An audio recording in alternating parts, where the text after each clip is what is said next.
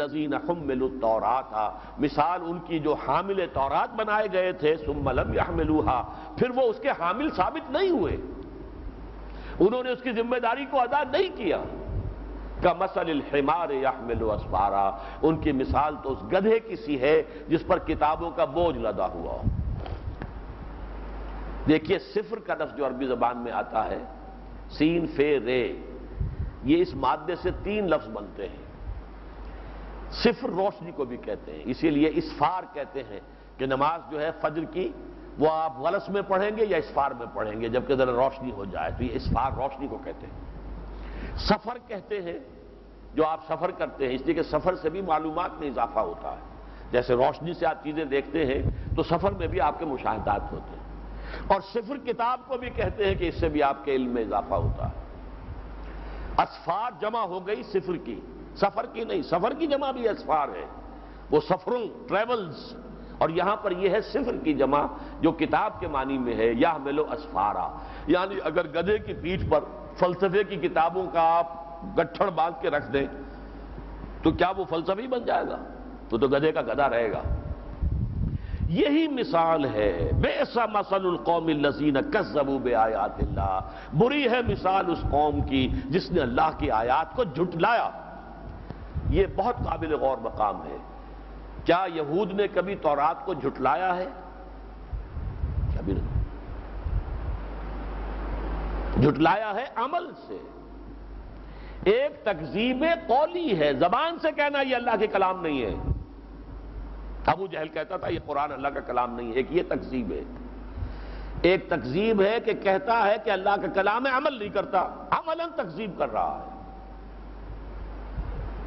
ایک تکذیب قولی، ایک تکذیب عملی یا تکذیب حالی ہے اپنے عمل سے۔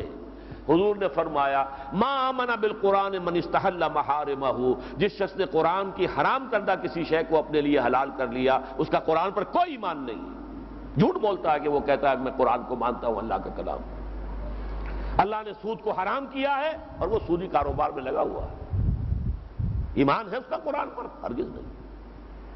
یہ تکذیب حالی۔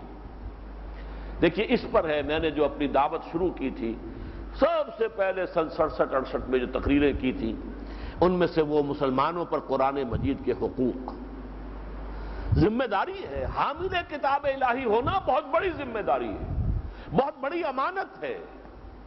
اب اس کے حقوق کیا ہیں؟ اسے مانے جیسے کہ ماننے کا حق ہے، واقعی اللہ کا کلام مانے تو پھر اس کی عظمت جو ہے وہ سامنے آئے گی۔ اسے پڑھیں جیسے کہ پڑھنے کا حق ہے، سمجھیں اسے، اس کو سمجھیں جیسے کہ سمجھنے کا حق ہے، تذکر بھی ہو، تدبر بھی ہو، اس پر عمل کریں، انفرادی بھی اجتماعی بھی، اور اسے دوسروں تک پہنچائیں۔ تبلیغ قرآن، تبیین قرآن، تعلیم قرآن، یہ 5 حقوق ہیں ہر مسلمان پر اس کی صلاحیت اور استعداد کے اعتبار سے جو قرآن مجید کے ہر مسلمان پر عائد ہوتے ہیں۔ یہ میرا کتاب چاہے میں تفصیل میں اس وقت نہیں جا سکتا، لیکن اگر آپ نے اس کے حق کو ادا نہیں کیا تو آپ نے قرآن کو جھٹلا دیا ہے۔ آپ کا قرآن پر ایمان کا دعویٰ غلط ہے، جھوٹا ہے۔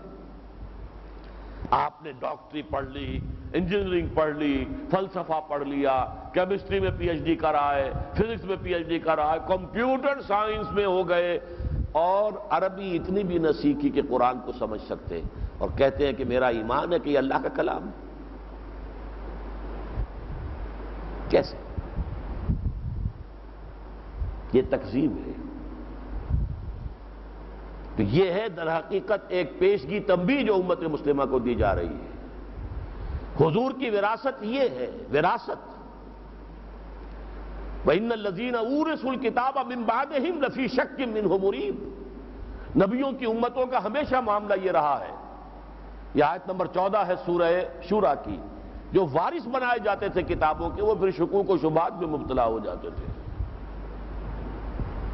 آج ہمارا حال وہی ہے۔ جب قرآن نازل ہو رہا تھا یہود کا حال وہ تھا، کہتے تھے ہم صاحب کتاب ہیں، ہماری تورات ہے، ہمارے پاس یہ کتاب ہے، ہمارے پاس شریعت ہے، ہمارے پاس یہ ہے، ہمارے پاس وہ ہے، لیکن عمل نہیں۔ مثل الذین حملوا التوراة ثم لم يحملوها كمثل الحمار يحمل اسفارا بئس مثل القوم الذین كذبوا بآیات اللہ واللہ لا یہدی القوم الظالمین. اللہ ایسے ظالموں کو ہدایت نہیں دیتا، یعنی زبردستی ہدایت نہیں دیتا. اللہ کی سنت رات ہی میں نے تقریر کی تھی، زندگی کا مقصد امتحان ہے. خلق الموت والحیات لیبلوکم ایکم احسن عملا. اللہ زبردستی ہدایت دے دے تو پھر وہ امتحان والی بات تو ختم ہو گئی. وہ تو یہ ہے کہ اللہ تعالیٰ نے کتاب نازل کر دی ہے، اب جو بھی ہدایت کا طالب ہے اسے ہدایت مل جائے گی. طالب ہونا شرط ہے، طالب نہیں ہے تو زبردستی اللہ آپ کے دل میں ایمان، اگر اللہ زبردستی کرنا چاہے تو کیا ابو جہل جو ہے اس کے دل میں اللہ ایمان نہیں ڈال سکتا تھا؟ ابو لہب کے دل میں نہیں ڈال سکتا تھا؟ نہیں، زبردستی نہیں. اگر تم نے چوز کر لیا غلط راستہ تو اللہ بھی آپ کو اس کے حوالے کرتا. نولیہ ما تولی ونصلہ جہنم، پھر ہم اسی کے پیچھے لگا دیتے ہیں جس کو اس نے اختیار کیا، جاؤ دفع ہو جاؤ. جیسے بلعام بن باورہ کے لیے آیا ہے وَاتْلُ عَلَيْهِمْ نَبَأَ الَّذِي آتَيْنَاهُ آیَاتِنَا فَانسَلَخَ مِنْهَا فَأَتْبَعَهُ الشَّيْطَانُ فَكَانَ مِنَ الْغَاوِينَ. جب وہ خود جو ہے آیات الہیہ کو چھوڑ کر بھاگا ہے تب شیطان پیچھے لگا اس کے، پھر اس نے اسے پہنچایا ہے جسے پنجابی میں کہتے ہیں برے کو گھر تک پہنچا دینا، پھر وہ آخری دروازے تک پہنچا کر رہتا ہے. لیکن پہلے آپ خود چوز کرتے ہیں، شیطان آپ پر جبر نہیں کر سکتا. ان عبادی لیس لک علیہم سلطان، کوئی اس کو آپ کا اختیار حاصل نہیں ہے، اقتدار حاصل نہیں ہے. کوئی آپ کو وہ اپنی جبر سے، اپنی قوت سے غلط راستے پر نہیں ڈال سکتا. وسوسے ڈال سکتا ہے، قبول کرنا آپ کا کام ہے. شر کو مزین کر کے سامنے لا سکتا ہے، اختیار کرنا آپ کا فیصلہ ہے. سبز باغ دکھا سکتا ہے لیکن اس کو پھر اختیار کرنا وہ فیصلہ آپ کا ہوگا. تو فرمایا بئس مثل القوم الذین کذبوا بآیات اللہ واللہ لا یہدی القوم الظالمین. اللہ ایسے ظالموں کو، ایسے غلط کاروں کو ہدایت نہیں دیتا، زبردستی ہدایت نہیں دیتا. اب دیکھیے اگلی آیت میں، بلکہ اگلی 3 آیتوں میں بنی اسرائیل کا تذکرہ ہے، پھر وہی نشان عبرت کے طور پر تجزیہ کر کے بتایا جا رہا ہے کہ ان میں بے عملی کیوں آئی. بے عملی آنے کا اصل سبب کیا تھا؟ جب کسی مسلمان امت میں یہ زوم پیدا ہو جاتا ہے ہم تو فلاں کی اولاد ہے اور فلاں کے امتی ہیں، ہم تو بخشے جائیں گے ہی ہر حال میں، تو پھر کھکیڑ کائے کو مول لے آدمی. We are the chosen people of the Lord، ہم تو اللہ کے بڑے پسندیدہ منتخب کردہ بندے ہیں. لن تمسنا النار الا ایاما معدودات، ہمیں تو آگ چھو ہی نہیں سکتی. اگر زبردستی کچھ ہوا بھی معاملہ، لوگوں کی آنکھوں میں، دوسروں کی آنکھوں میں دھول جھونکنے کی خاطر اگر اللہ نے ہمیں جہنم میں ڈالا بھی تو صرف چند دن کے لیے، پھر نکال لے گا. جب یہ عقیدہ ہو جائے اور ہم تو اللہ کے چہیتے ہیں، لاڈلے ہیں، تو پھر عمل کی ضرورت کیا ہے؟ وہ تو اقبال نے کہا نا کہ عمل سے فارغ ہوا مسلمان بنا کے تقدیر کا بہانہ. یہاں تقدیر سے زیادہ یہ کہ ہم تو منتخب لوگ ہیں، امت مرحومہ ہیں ہم تو.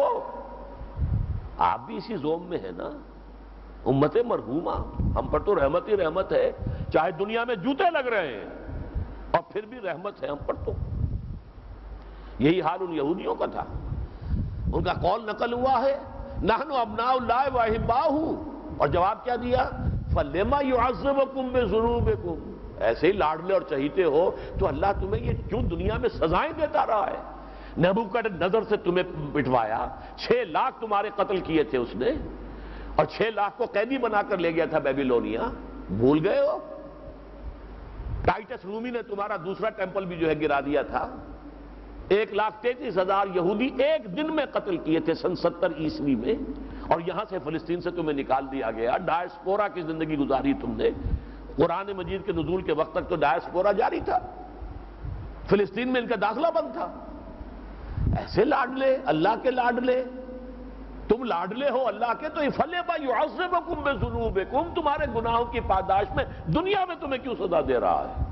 بل انتم بشر ممن خلق، نہیں تم بھی ایسے ہی انسان ہو جیسے اللہ نے دوسرے انسان پیدا کیے ہیں. ہاں اپنے عمل کی بنیاد پر، عمل سے زندگی بنتی ہے، جنت بھی جہنم بھی.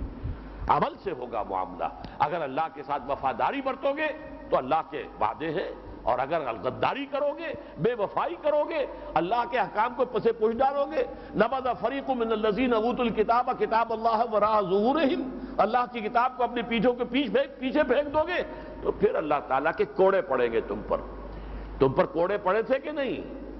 تاتاریوں کے ہاتھوں کروڑوں قتل ہوئے تھے کہ نہیں؟ یہ لاکھوں نہیں تھے، کروڑوں.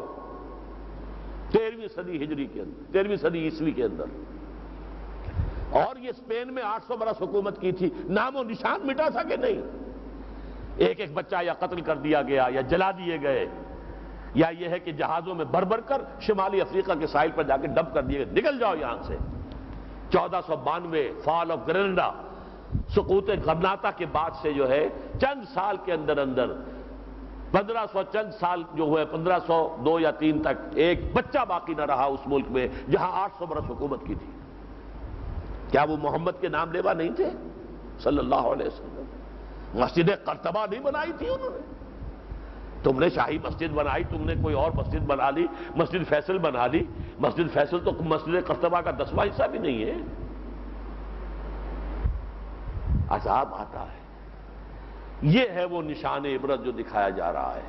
ان میں بھی جو زوم پیدا ہو گیا تھا کہ ہم تو بخشے بخشا ہیں، ہم اللہ کے چہیتے ہیں، ہم اللہ کے لاڈلے ہیں، ہم اللہ کے پیارے ہیں، جنت ہمارا پیدائشی حق ہے، ہماری تو شفاعت ہو ہی جانی ہے، ہم تو ہر حال میں بخشے ہی جائیں گے.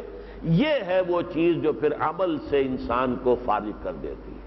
عمل سے فارغ ہوا مسلمان بنا کے تقدیر کا بہانہ.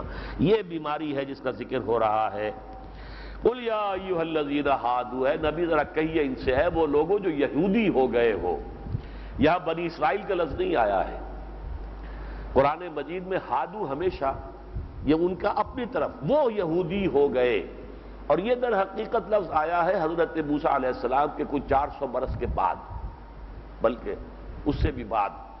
اس لیے کہ جو حضرت سلیمان کے بعد 2 مملکتیں بنی تھیں، ان میں سے ایک سامریہ تھی اور ایک تھی یہ یہودا. چوتھے بیٹے جو حضرت یعقوب کے تھے یہودا، تو یہودا کے نام سے جو بڑی مملکت بنی تھی وہاں کے لوگ یہودی کہلائے. اور پھر جن لوگوں نے، غیر یہودیوں نے بھی ان میں شمولیت اختیار کر لی، وہ یہودی ایک مذہب بن گیا. یہ اصل میں اس سے پہلے جب قرآن مجید کہتا تو یا بنی اسرائیل، وہ تو ہے اصل یہودی، وہ تمام جو اولاد تھی حضرت یعقوب علیہ السلام کی. لیکن یہ یہودیت ایک مذہب کے طور پر جو ایجاد ہوا ہے تقریباً 400-500 برس بعد، اور پھر وہ اس کے اندر اضافے ہوتے چلے گئے، تالمود اور مشنا اور کیا کیا کتابیں آئی ہیں. تو یہ ساری چیزیں جو ہے بعد کی پیداوار ہیں. قل یا ایھا الذین ھادوا، اے نبی ان سے کہیے ہے وہ لوگوں جو یہودی ہو گئے ہو. ان زعمتم، اگر تمہیں واقعی گمان ہے، انکم اولیاء للہ من دون الناس، کہ تم تو اللہ کے بڑے دوست ہو، لاڈلے، چہیتے، محبوب ہو، پوری دنیا کو چھوڑ کر اللہ تعالیٰ تم سے بہت محبت کرتا ہے. تمہارا قول ہے نحن ابناء اللہ واحباؤہ، ہم تو اللہ کے بہت چہیتے لاڈلے ہیں اور اللہ کے بیٹوں کے مانند ہیں. فتمنوا الموت ان کنتم صادقین، تو اگر تم اپنے اس خیال میں سچے ہو، واقعتاً اگر تمہارا یہ خیال ہے تو تمہیں موت کی تمنا کرنی چاہیے. دوست سے ملاقات کی خواہش ہوتی ہے یا دوری کی؟ محبوب سے وصل جو ہے وہ پسند ہے یا ہجر؟ اگر ایسا ہی وہ تمہارا محبوب ہے اور تم اس کے محبوب ہو تو یہ زندگی کی تو پھر تمہیں معلوم ہونا چاہیے کہ یہ تو گویا کہ جیسے حضور نے فرمایا الدنیا سجن المومن و جنت الکافر، حقیقی مومن کے لیے تو یہ دنیا قید خانہ ہے، لیکن تم نے تو جنت بنا رکھا ہے. یود احدہم لو یعمر الف سنہ، یہ مضمون سورہ بقرہ میں بھی آیا ہے. ان میں سے تو ہر ایک جو ہے بڑا خواہش مند ہے کہ اس کی عمر ہو جائے 1000 برس. یہ دنیا میں اتنی لمبی عمر تم کیوں چاہتے ہو؟ پھر تو یہ زندگی جو ہے بھاری ہونی چاہیے. نشان مرد مومن بات و گویم جو مرگ آیا تبسم مر نہ ہو، تو نگاہوں پر تبسم ہونا چاہیے. موت کا استقبال جو ہے کہ خوشی کے ساتھ اپنے دوست سے ملاقات. اور اہل اللہ کی بات یہی ہوتی ہے، موت سے بھاگتے نہیں ہیں. کہ تمہارا حال تو کچھ اور ہے، گویا کہ یہ تمہارا اصل خیال نہیں ہے دل میں، یہ تم اوپر اوپر سے کہہ رہے ہو. تمہارا دلی رشتہ اللہ کے ساتھ نہیں ہے. اگر ہوتا تو موت تمہیں عزیز تر ہوتی. قل یا ایھا الذین ھادوا ان زعمتم انکم اولیاء للہ من دون الناس فتمنوا الموت ان کنتم صادقین ولا یتمنونہ ابدا بما قدمت ایدیہم، اور یہ ہرگز تمنا نہیں کر سکتے موت کی بسبب ان اعمال کے جو ان کے ہاتھ آگے بھیج چکے ہیں۔ جو کرتوت ہیں وہ تو معلوم ہے، بل الانسان علی نفسہ بصیرہ، انسان کو معلوم ہوتا ہے کہ میں نے کیا کرتوت آگے بھیجے ہوئے، لہذا موت سے فرار ہوگا، موت سے بھاگے گا انسان۔ زندگی چاہے گا اور لمبی سے لمبی اور لمبی سے لمبی اور لمبی سے لمبی ہو جائے۔ یود احدہم لو یعمر 1000 سنہ، 1000 برس ہو جائے اس کی عمر۔ تو فرمایا وما یتمنونہ ابدا بما قدمت ایدیہم واللہ علیم بالظالمین، اور اللہ ان ظالموں سے خوب واقف ہے، چھپے ہوئے نہیں ہے یہ اس کی نگاہوں سے۔ قل ان الموت الذی تفرون منہ، اے نبی کہہ دیجئے وہ موت جس سے تم بھاگ رہے ہو، موت سے تم فرار اختیار کرنا چاہتے ہو، فإنہ ملاقیکم، تو وہ تو آ کر تم سے خود ملاقات کر لے گی، وہ تو آئے گی پکڑ لے گی، کوئی فرار کی جگہ نہیں ہے۔ این المفر کلا لا وزر الی ربک یومئذ المستقر، کوئی بھاگنے کی جگہ نہیں۔ لہذا جان لو اچھی طریقے سے کہ یہ عارضی زندگی ہے، یہاں دل نہ لگاؤ، اس سے جو ہے اصل محبت نہ کرو، اصل محبت اللہ سے، اصل زندگی وَإِنَّ الدَّارَ الْآخِرَةَ لَهِيَ الْحَيَوَانُ لَوْ كَانُوا يَعْلَمُونَ، اصل زندگی آخرت کی زندگی ہے، اس حقیقت کو ذہن نشین کر لو۔ رات میں نے مفصل اسی موضوع پر تقریر کی، مسجد سلیمانیہ PCHS میں، اب اس کو میں دہرا نہیں سکتا یہاں پر۔ قل ان الموت الذی تفرون منہ فإنہ ملاقیکم ثم تردون الی عالم الغیب والشہادہ، پھر تمہیں لوٹا دیا جائے گا اس ہستی کی طرف جو کھلے اور چھپے، حاضر اور غائب سب کی جاننے والی ہے۔ فَيُنَبِّئُكُم بِمَا كُنتُمْ تَعْمَلُونَ، پھر وہ تمہیں جتلا دے گا جو کچھ کہ تم کرتے رہے تھے۔ اس کے حوالے سے ایک تو میں آپ کو حدیث سنا دوں۔ حضور نے فرمایا یوشک ان تداعی علیکم الامم، مجھے اندیشہ ہے ایک زمانہ ایسا آئے گا کہ دنیا کی جو قومیں ہیں وہ اے مسلمانوں تم پر ایک دوسرے کو دعوت دیں گی کہ آؤ یہ لقمہ تر ہے، یہ مسلمان قوم امت مسلمہ یہ خان نعمہ خان یغما ہے، آؤ ہم ادھر سے کھا رہے ہیں تم ادھر سے کھاؤ۔ یوشک ان تداعی الیکم الامم، جیسے کہ کوئی کھانا کھلانے والی دسترخوان بچھا کر پھر کہتی ہے کھانا رکھ کر آئیے تناول فرمائیے، ایسے ہی دنیا کی قومیں ایک دوسرے کو دعوت دیں گی کہ آئیے لوٹیے کھسوٹیے کھائیے ببوڑیے خون چوسیے ان قوموں کا، مسلمانوں کا۔ صحابہ حیران ہوئے، اب من قلت نحن یومئذ یا رسول اللہ، اے اللہ کے رسول کیا ان دنوں میں ہماری تعداد بہت کم ہو جائے گی، ہم اتنے کمزور ہو جائیں گے، ہم ترنے والا بن جائیں گے، لقمہ تر بن جائیں گے اغیار کے لیے، دشمنوں کے لیے؟ فرمایا نہیں، بل انتم یومئذ کثیر، نہیں نہیں نہیں، تعداد تمہاری بہت ہوگی، 1.5 بلین 150 کروڑ، چوتھا یا پانچواں ہر انسان مسلمان، لیکن فیکم وہن، تمہارے اندر ایک بیماری پیدا ہو جائے گی جس کا نام وہن ہے۔ صحابہ پھر حیران ہوئے، ہم نے تو اس بیماری کا نام پہلے سنا نہیں۔ مل وہن یا رسول اللہ، اے اللہ کے رسول یہ وہن کس مصیبت کا نام ہے، کون سی بیماری ہے جس سے ہم اتنے کمزور ہو جائیں گے کہ دنیا کی قومیں ہمیں ہر طرف سے جدت سے چاہیں گی، نوچیں گی کھسوٹیں گی؟ فرمایا وہن کیا ہے؟ حب الدنیا و کراہیت الموت، دنیا کی محبت اور موت سے فرار۔ یہی بنی اسرائیل میں پیدا ہوا، یہی یہود میں پیدا ہوا، اسی لیے قرآن میں کہا گیا یہ کبھی مسلمانوں تم سے کھلے میدان میں آ کے جنگ نہیں کریں گے، سازشیں کریں گے، دوسروں کو تم پر چڑھا کر لائیں گے۔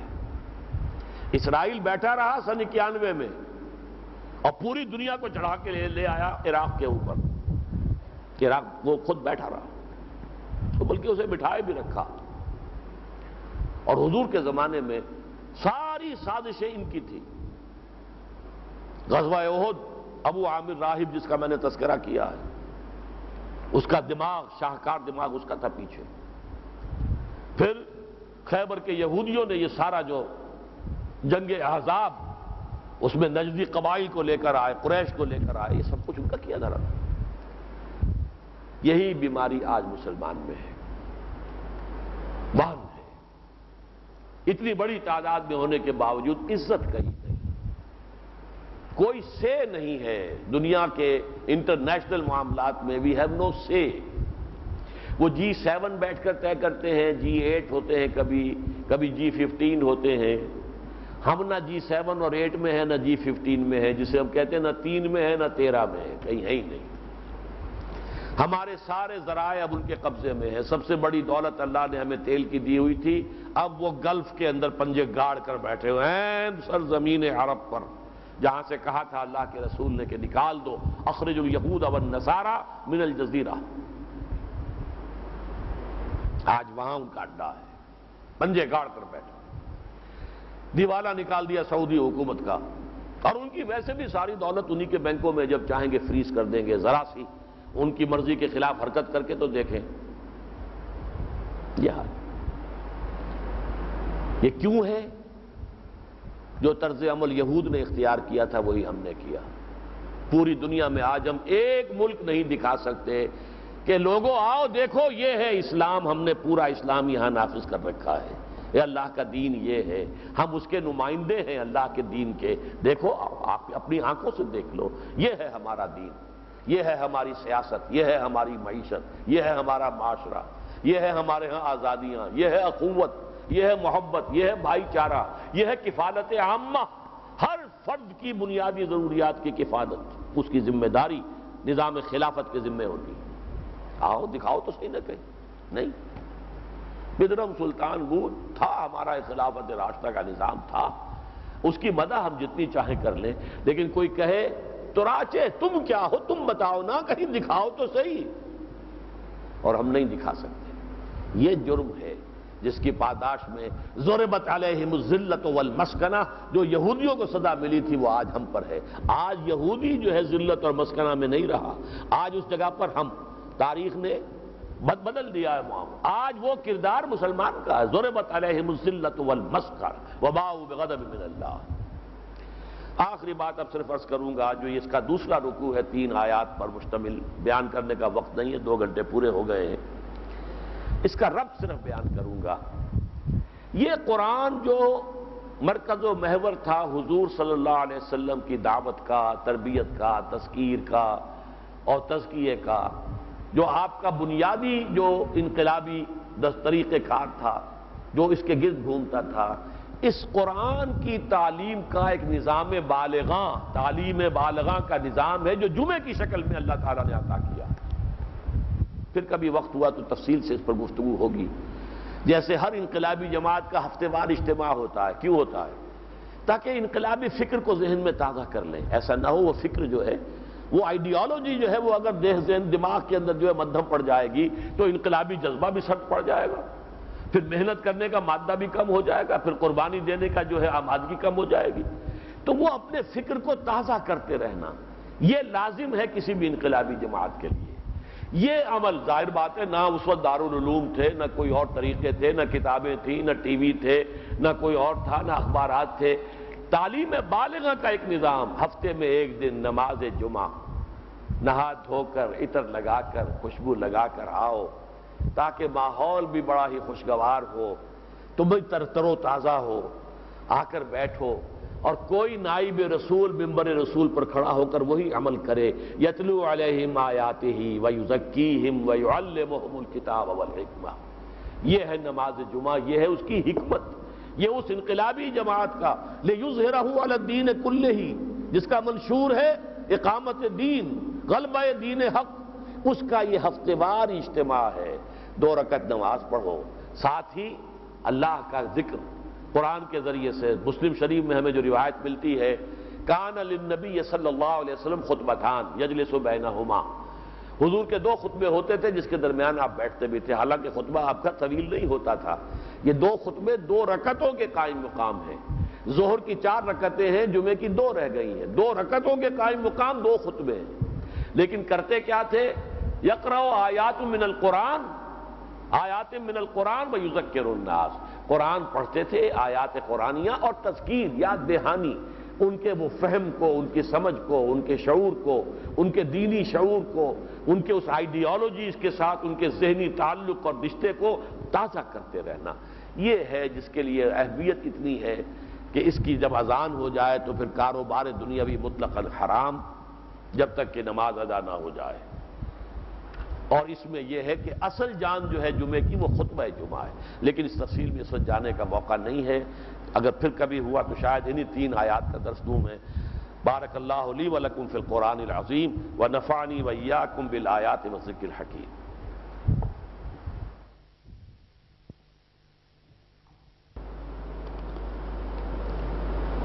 انہوں نے لکھا ہے کہ ڈاکٹر صاحب آپ کے نزدیک کشمیر کی جد و جہد جہاد حریت ہے، لشکر طیبہ اس کو جہاد فی سبیل اللہ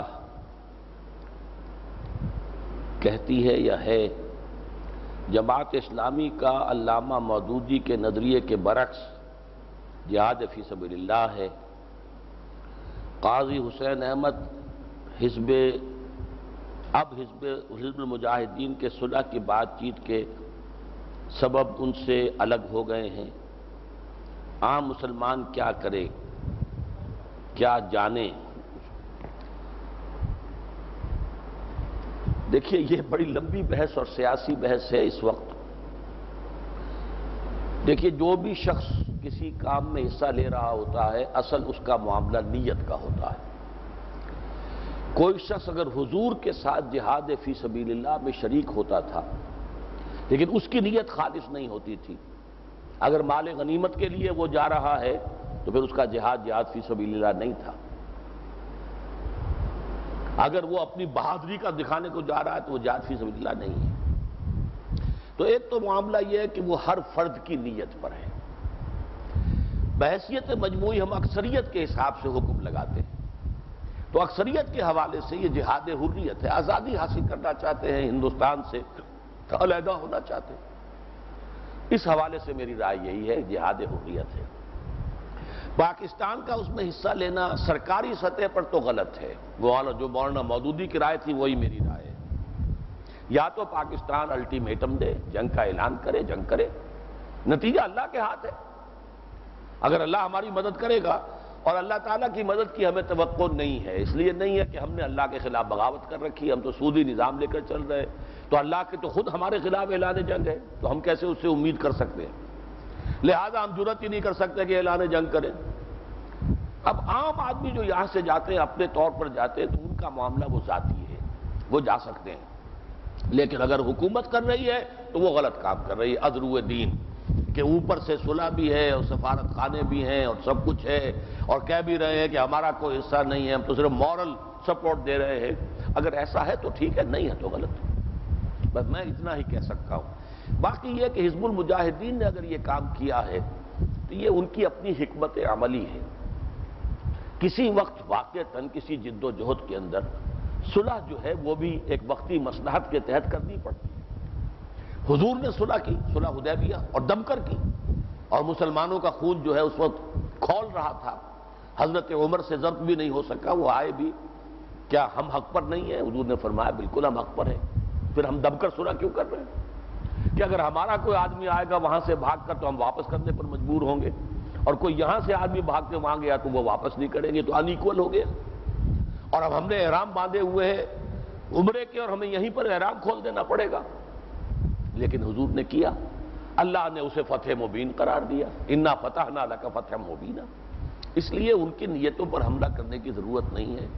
مجھے قاضی صاحب سے اتفاق نہیں ہے، بلکہ مجھے بھارت پر ایک اتمام حجت کرنے کے لیے کہ وہ کہتا ہے کہ اگر جنگ بندی دہشت گردی ختم ہو جائے تو ہم بات کرنے کو تیار ہیں، تو انہوں نے اگر انہیں اس کے اوپر حجت قائم کرنے کے لیے یہ کام کیا ہے، اور آج محسوس ہو رہا ہے کہ شاید نہیں ہو سکے گا، اس لیے کہ بھارت مکر رہا ہے جو اس کی عادت تھی پرانی۔ ایک تو یہ کہ پاکستان کو شامل کرنے کو تیار نہیں ہے، ایک اس نے پہلے انڈیکیشن یہ دی تھی کہ ہم یہ شرط نہیں لگائیں گے کہ with in the premises of the constitution of India بات ہوگی، اب شاید اس کی بھی پخ لگا رہا ہے، تو نہیں ہو سکے گا۔ لیکن ایک انہیں دلیل اور حجت حاصل ہو جائے گی حزب المجاہدین کو کہ دیکھو ہم نے تو کوشش کی تھی کہ صلح کے ذریعے سے اور بات چیت کے ذریعے سے معاملہ طے ہو جائے، اور یہ ان کے لیے ایک بڑا پوائنٹ سکور کرنے کا ذریعہ بن جائے گا عالمی رائے عامہ کے اعتبار سے۔ لائیے اچھا، یہ بھی ڈاکٹر صاحب ہی آ گئے، ڈاکٹر آفتاب احمد۔ آپ نے فرمایا کہ اس وقت دنیا میں کہیں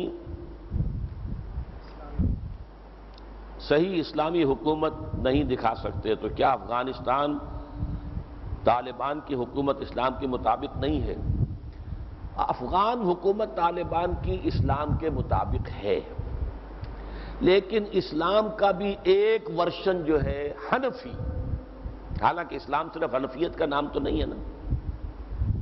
جب اہل سنت بھی مانتے ہیں کہ شافعی مسلک بھی اسلام میں ہے، مالکی بھی اسلام میں ہے، اہل سنت کا ہے، حنبلی بھی ہے، پھر یہ کہ اہل حدیث کو بھی کوئی اہل سنت سے خارج تو نہیں کر سکتا۔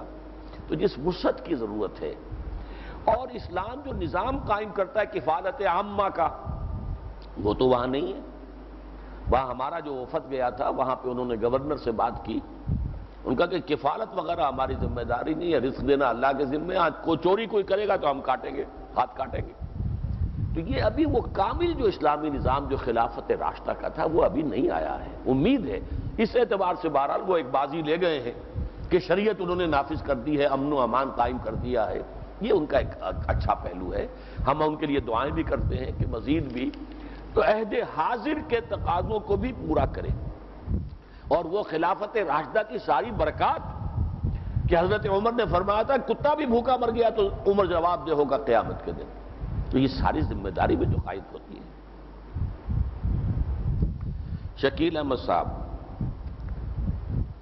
تبلیغی جماعت نام پڑ گیا ہے، اس کے بانی نے یہ نام نہیں رکھا تھا، کی محنت سے جو افراد تیار ہو رہے ہیں ان کو اللہ کے یہاں کوئی قیمت ہے یا نہیں؟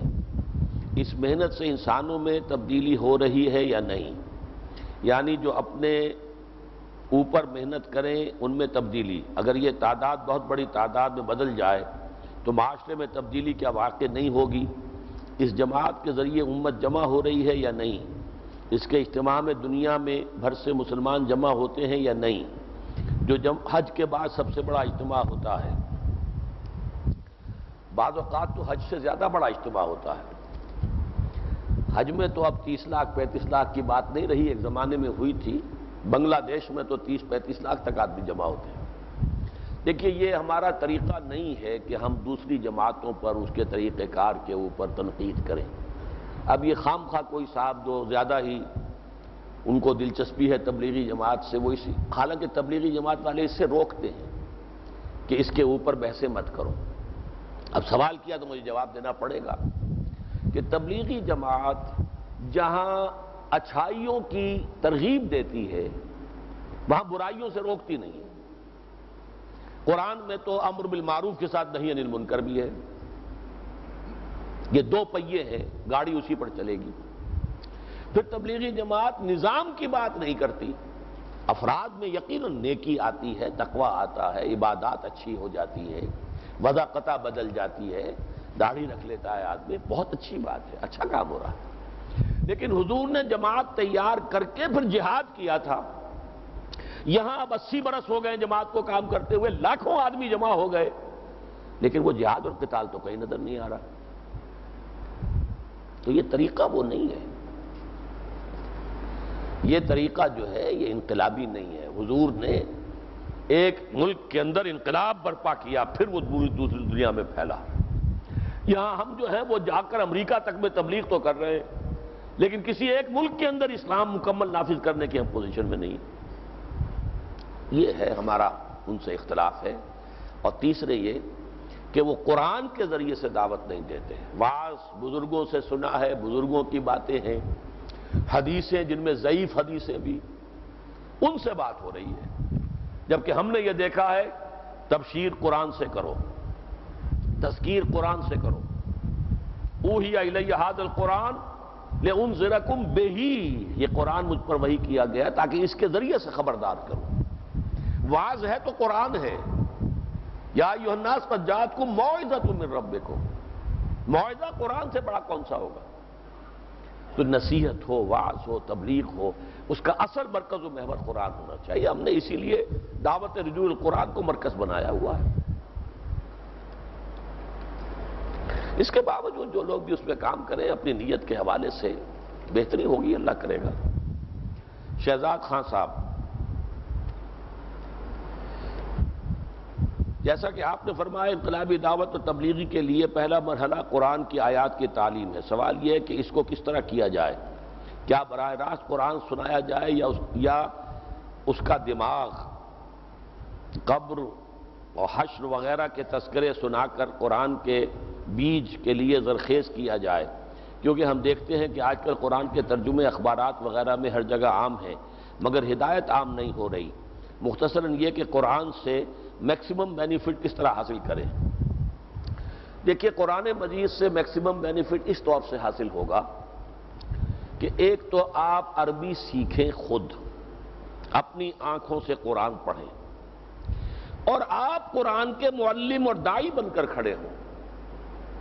اگر اللہ 1 کروڑ قرآن نازل کر دیتا، اس سے انقلاب نہیں آتا تھا۔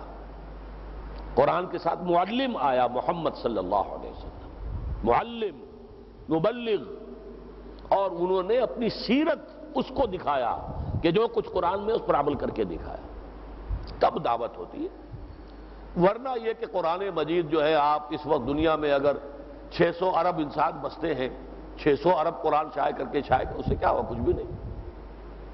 وہاں تو قرآن تھا بھی نہیں کسی کے پاس، کسی کے پاس چند صورتیں ہیں لکھی بھی، کہیں کاغذ پر ہیں، کسی کے پاس کہیں کسی کھال پر لکھی۔ یہ ایسا قرآن کہاں تھا وہاں؟ کسی ایک کے پاس بھی نہیں تھا۔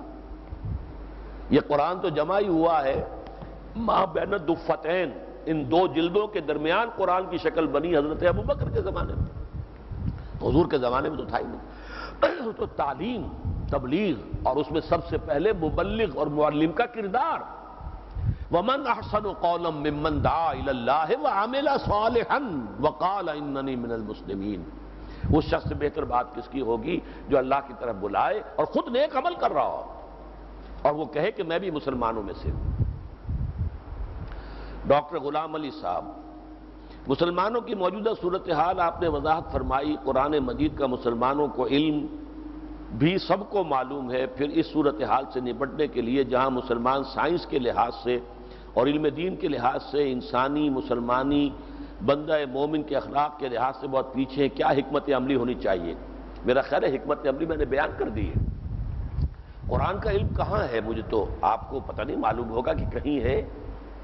وہ علم جو عمل بھی پیدا کرتا ہے، علم تو وہ ہوتا ہے، ورنہ معلومات ہوتی ہیں، معلومات اور ہے، علم اور شے ہے۔ علم اگر صحیح ہے تو وہ انسان کے عمل پر اثر انداز ہوتا ہے، تو وہ تو کہیں نظر نہیں آتا۔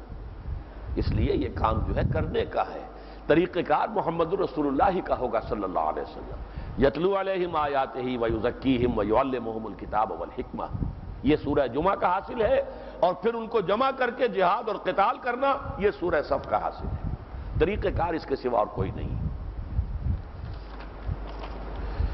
حبیب الرحمان صاحب، میں تنظیم اسلامی کا رکن نہیں، ہمدرد ضرور ہوں۔ میں نے آپ کے 1 سے زائد خطابات سنے ہیں۔ آپ نے فرمایا میں کوشش تو کر رہا اسلامی نظام قائم ہو جائے، لیکن مجھے امید نظر نہیں آتی کہ میں کامیاب ہوں گا۔ یہ بات سن کر میرے اندر سے آواز آتی کہ ڈاکٹر صاحب کو جب معلوم نہیں ہے، جب امید نہیں ہے کامیابی کی، میں ادنا سا گناہگار انسان کیا کوشش کر سکتا ہوں؟ دیکھیے، انسان کو اپنے آپ کو دھوکہ نہیں دینا چاہیے۔ بہت سے نبی دنیا سے گزر گئے کہ ان کے ہاتھوں کچھ عملی نتیجہ نہیں برآمد ہوا، تو ہم کس کھیت کی مولی ہیں کہ ہم اپنے آپ کو دھوکہ دیں؟ البتہ کام کرنا ہے فرض کے اعتبار سے۔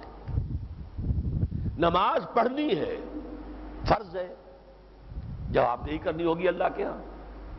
حالانکہ ہماری نماز وہ صحابہ والی نماز تو نہیں ہے۔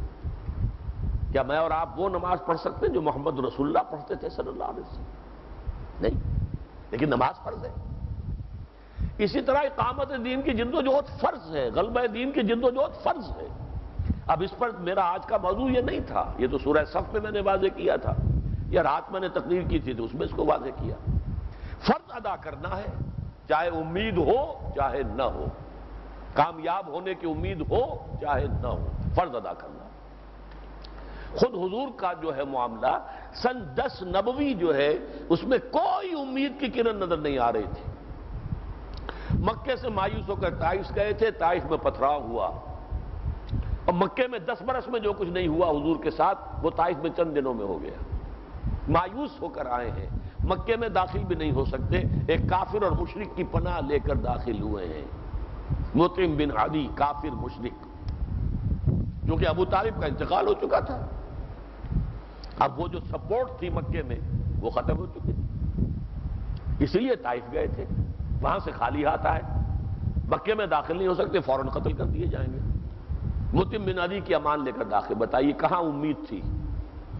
اسی سال ایک کھڑکی کھلی، 6 افراد جو ہیں مدینے کے وہ ایمان لے آئے، اگلے سال 12، اگلے سال 75، وہ دروازہ بن گیا، وہ دارالہجرت بن گیا، اللہ نے راستے کھول دیے۔ تو ہمیں بھی اصل میں امید اس سے نہیں ہونا چاہیے کہ امید ہے لہذا کام کرنا، نہیں، فرض ہے لہذا کام کرنا ہے، یہ ہونا چاہیے۔ باقی مایوس بھی نہیں ہونا چاہیے، کچھ پتہ نہیں، بظاہر احوال میں کہتا ہوں مجھے کوئی آثار نظر نہیں آ رہے، لیکن کچھ پتہ نہیں، we never know what is round the corner جسے کہتے ہیں نا۔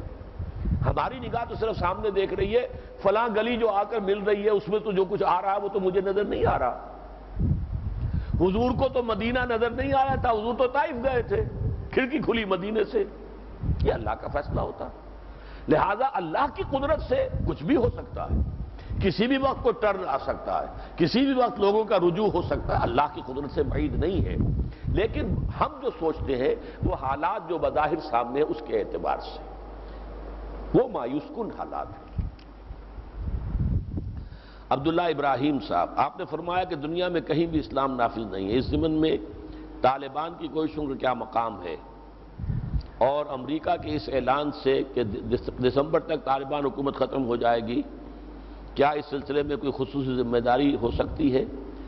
طالبان کی حکومت جیسا کہ میں نے عرض کیا وہ میں اسے سمجھتا ہوں کہ انہوں نے اسلامی حکومت کے کم سے کم بنیادی تقاضے پورے کیے ہیں۔ فقہ حنفی بھی کوئی شریعت کے دائرے سے خارج تو نہیں ہے نا، بہرحال اس لیے فقہ حنفی نافذ کیے تو شریعت نافذ ہے۔ البتہ یہ کہ جو اس کا ایک مکمل نظام ہے خلافت راشدہ کا، اور اس میں جو بھی عوام کا بھی پھر اس میں حصہ ہے، مشورہ بھی ہوتا ہے، شورا بھی ہے، امرہم شورا بینہم، اس کے حوالے سے ابھی انہیں نظام بنانا ہے، ابھی نظام بنا نہیں ہے، ابھی تو وہ اس کے اندر ہے کہ جب تک وہ شمالی اتحاد والوں سے فارغ نہیں ہو جاتے